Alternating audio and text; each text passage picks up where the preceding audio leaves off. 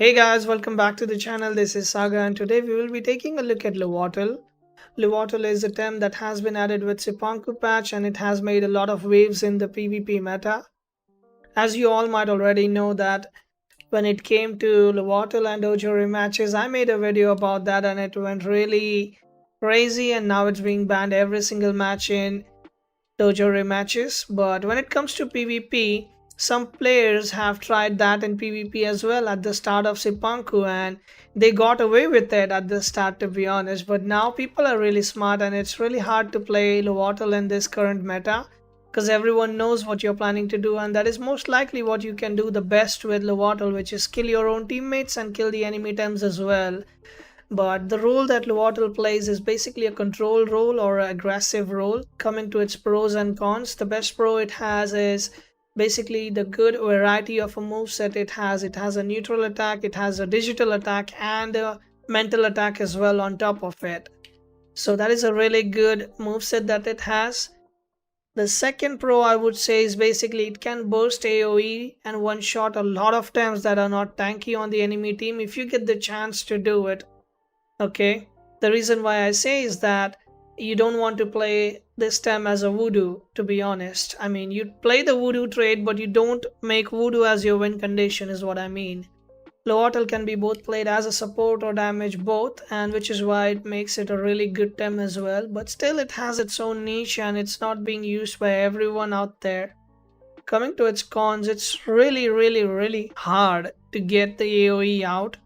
I say this because, as I said, same as dojo rematches, people used to do it in tournaments. They pull it off in one or two tournaments, but once everyone knows about it, it's really hard to pull out that combo because almost everyone is expecting you to run a voodoo Loatle if you have it in your team, and they know that you're going to sacrifice something, so you have to play a bit differently to get around with it. But that is also a con for Loatle. You can't really play a voodoo just sacrificing your teammate kind of thing because people are going to predict it already.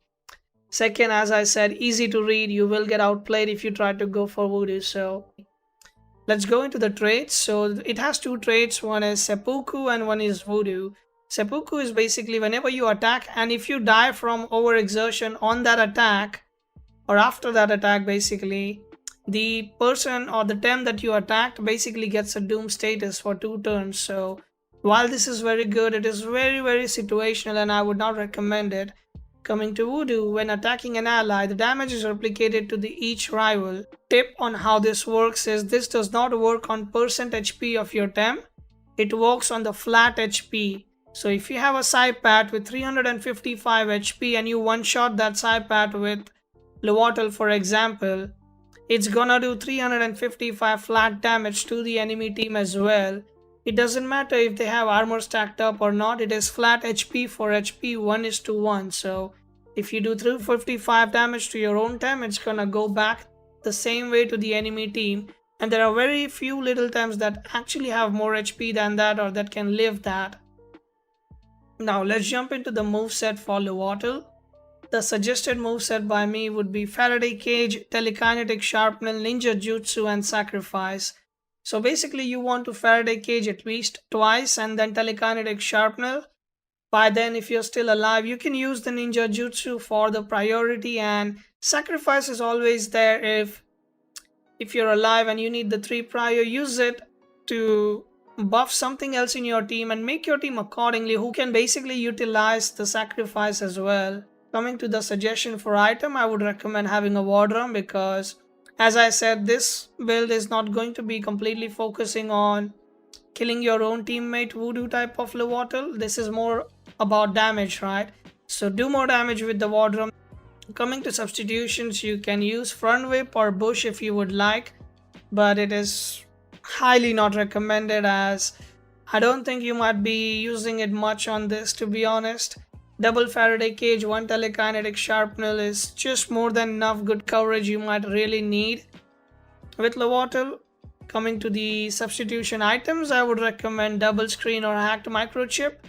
Again, this is very specific if you want to use it. Hacked Microchip, there is one tip. There is a specific spread that you can go for. in which if you have a specific amount of defense and HP, like maxed out HP and specific amount of defense, a 0 attack Mimit can Faraday cage your Loatle, and Mimit has to have the Doppelganger Brooch. And your Loatle will live on 2 HP basically. So if it lives on 2 HP, the hacked microchip will also make it go into evasion, so it will get another turn of play. So that is the only way where I think hacked microchip is really good. If you're planning to damage your own Loatle, then that works. Now let's jump into TV spreads.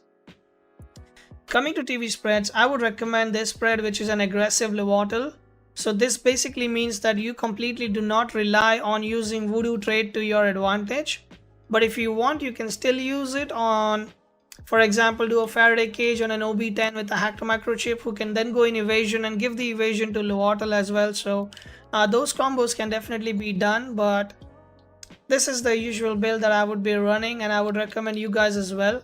170 points in HP, 155 points in stamina, 176 in speed and 496 points in attack. 155 stamina to do 2x Faraday cage and telekinetic sharpnel without overexerting.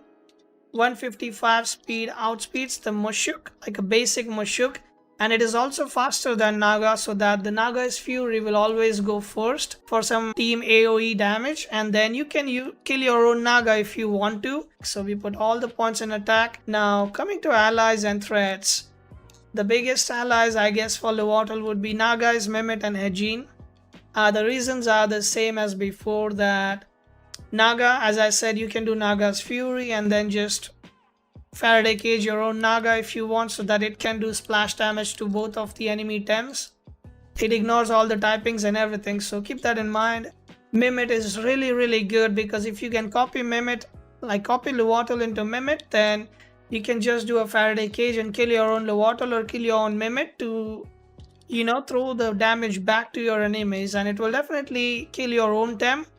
But as long as you have the maximum HP of your Tem calculated, for example, if it has full points, for example in this spread Loatle has 291 HP. So if you see your enemy has something that even at 500 TVs of HP is not reaching 291, then you can one shot that if you kill your own Loatle, if that makes sense. Because that is technically how it is. That's the easiest way I think I can explain that. Coming to threats, Oshiara, Amphitheater and digital Tems. Basically water, electric and digital. Stay away from these. Stay a complete mile away from any digital Tem you see, because Loatle will absolutely get demolished by a digital attack, as it's 4x weak. It's the same as Skunch with mental, so be careful with that and keep your distance from them. Before ending the video, a few short tips and tricks I have for Loatle. So first one would be, use your Loatle for doing damage with this build. Please, it's a request, use it for Voodoo if you want, but only when the time is there, only when you have the opportunity. Your opponent is facing you first time in the ladder, or maybe second time, but they do not know that your Loatle is a damage one. They will expect you to pull some Voodoo shenanigans, and that is what you have an edge over, at least in ladder, when you meet a lot of people every single day. So surprise them, use it for damage instead of doing Voodoo on your own Tems. The second point I would say is, be very careful on when you can use Sacrifice, because it is a 3 prior move. If you have the opportunity, try to do the Sacrifice instead of attacking someone and dying, unless that is really required. If you're say 5% HP, it's better to sacrifice than attacking, because Sacrifice will give +2/+2 to another Tem that is full HP probably, or maybe in a better state than what Loatle is right now. The third and the final tip I would say is, always do the unexpected.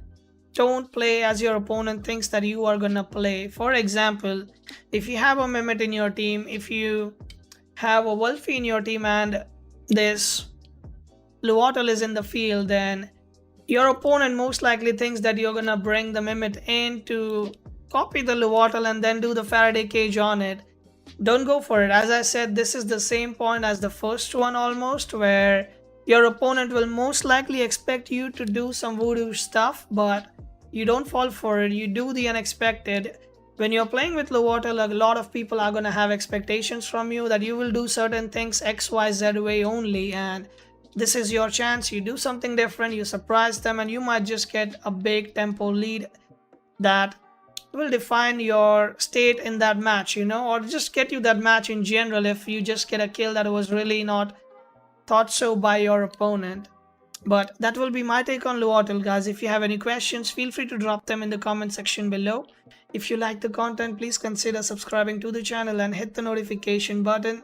I'll drop the links to our Discord and my Twitch down below if you want to hang out with us. With that being said, I'll take my leave. Take care, guys, and stay safe.